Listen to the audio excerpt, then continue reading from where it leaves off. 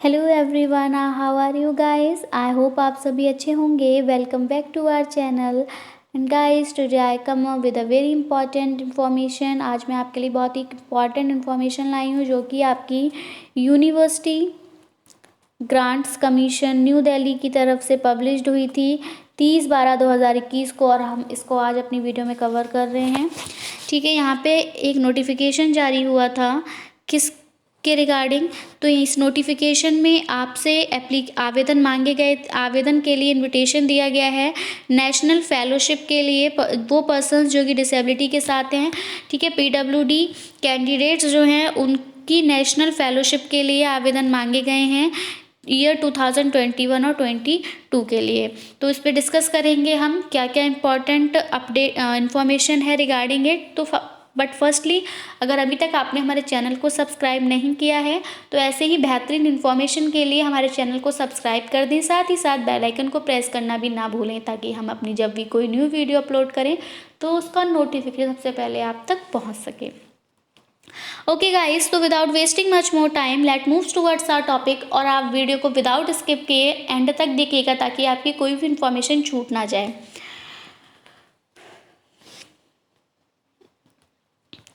University grant commission UGC की तरफ से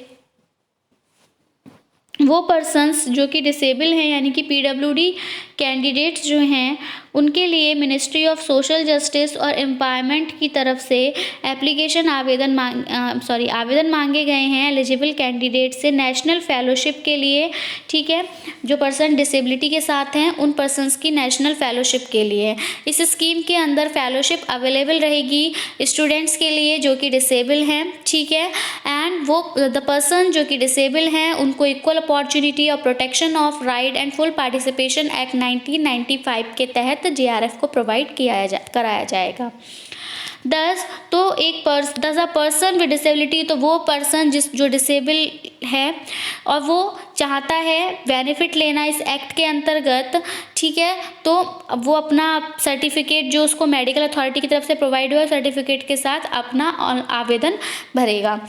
यहाँ पर 200 स्लॉट्स हैं। ठीक है, इसमें आपका रिजर्वेशन भी रहेगा। 15% आपका शेड्यूल कास्ट का है, 7.5% आपका शेड्यूल ट्राइब के लिए है। सिलेक्शन जो होगा वो प्योरली आपका मेरिट बेस्ड पर होगा। ठीक है, परसेंटेज जो है आपकी मार्क्स की उसके बेसिस पे होगा जो कि कैंडिडेट्स ने अपने पोस्ट ग्रेजुएशन में ऑब्टेन किए हैं। वेरिफिकेशन होगा आपकी एप्लीकेशंस का। ठीक है, उनमें से फिर जो कैंडिडेट्स जिनकी एप्लीकेशन रिसीव हुई है ऑनलाइन मोड के थ्रू, उनको डेजिग्नेटेड यूजीसी के डेजिग्नेटेड पोर्टल से जिसकी भी आवेदन मिले हैं उन आवेदन का वेरिफिकेशन किया जाएगा। जब सिलेक्शन प्रोसेस के बाद यूजीसी इशू करेगी एक कंटेनिंग नेम लिस्ट। ठीक है, प्रोविजनली सिलेक्टेड कैंडिडेट्स की सिलेक्शन होने के बाद यूजीसी एक सिलेक्टेड कैंडिडेट्स की लिस्ट को इशू करेगी। फिर वो अलाउ होंगे फेलोशिप को ज्वाइन करने के लिए वेरिफिकेशन के बाद। ठीक है, इन कैंडिडेट्स ज्वाइन कर सकते हैं फेलोशिप को। Shall not be entitled for any other monetary benefit, उनको फिर कोई और दूसरा बेनिफिट नहीं मिलेगा सेंट्रल और स्टेट गवर्नमेंट की तरफ से या फिर किसी भी अदर बॉडी की तरफ से, जैसे कि यूजीसी वगैरह के लिए की तरफ से उन कैंडिडेट्स को कोई अदर बेनिफिट नहीं मिलेगा जो कि फेलोशिप के लिए सिलेक्ट हो जाएंगे। ऑनलाइन एप्लीकेशन फिल किए जाएंगे वेब पोर्टल पे।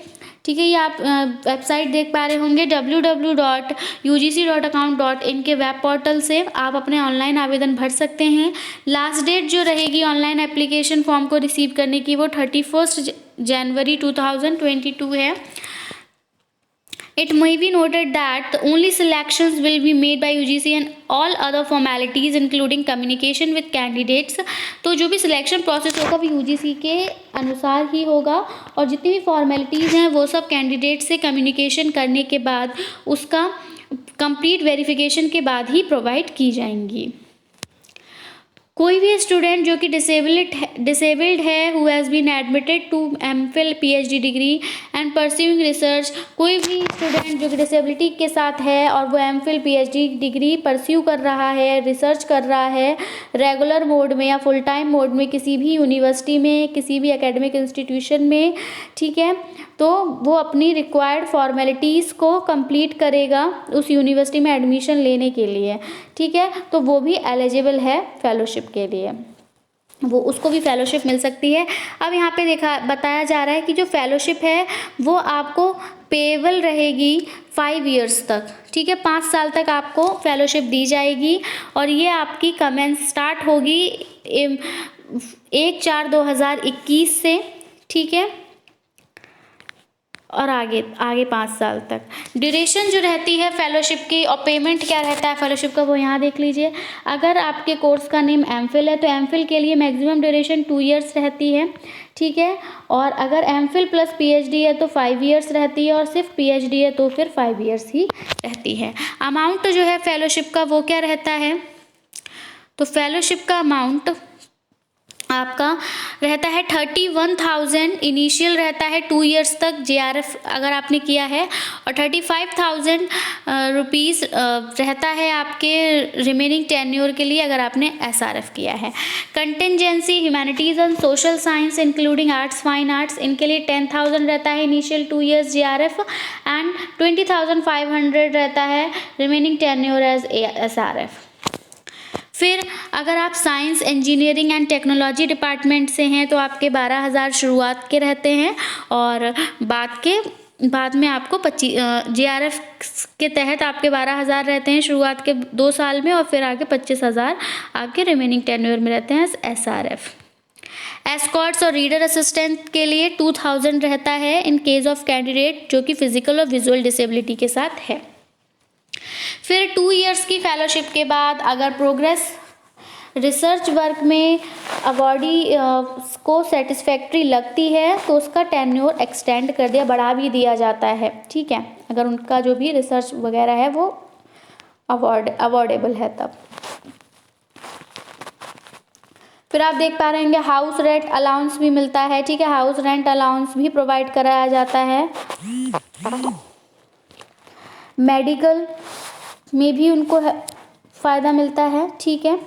लीव का यहाँ पे आपको दे रखा है कि कितनी कितनी आप लीव कब तक ले सकते हैं। आधार सीडिंग का भी प्रोसेस रहता है, रिजिग्नेशन और ट्रांसफ़र भी होते हैं, कैंसिलेशन भी होता है आपके अवार्ड का।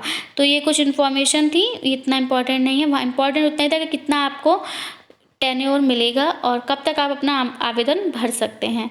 सो आई होप आपको इन्फॉर्मेशन वैल्यूएबल लगी होगी। That's it from my side. I will be coming back with some new topics. Till then take care and bye bye. Thanks for watching. Thanks oven.